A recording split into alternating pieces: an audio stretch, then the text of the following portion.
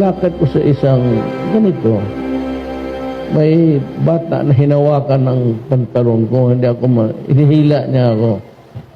Sabi ko, anong anak, bakit?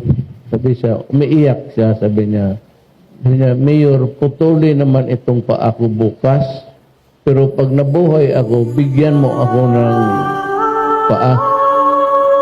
Alam mo, dumiretso ako doon sa washroom, beta.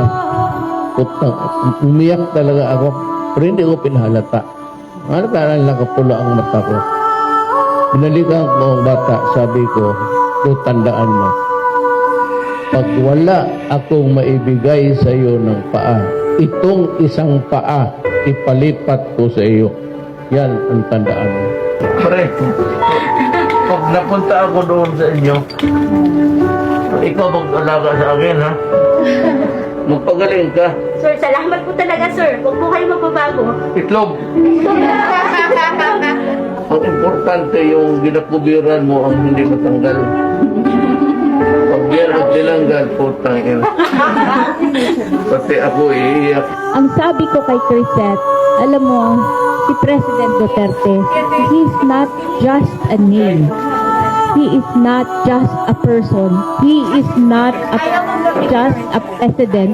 He is a symbol of how we should love our country.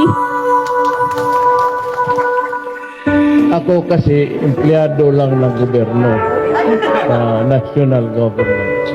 And so whenever there's a crowd, of course, sa Pilipino lang ako nagbabaw.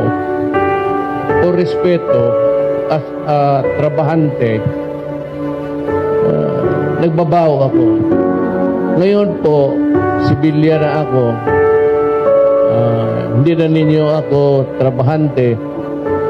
Pareho-pareho na tayo. Pagbabay-babay talaga.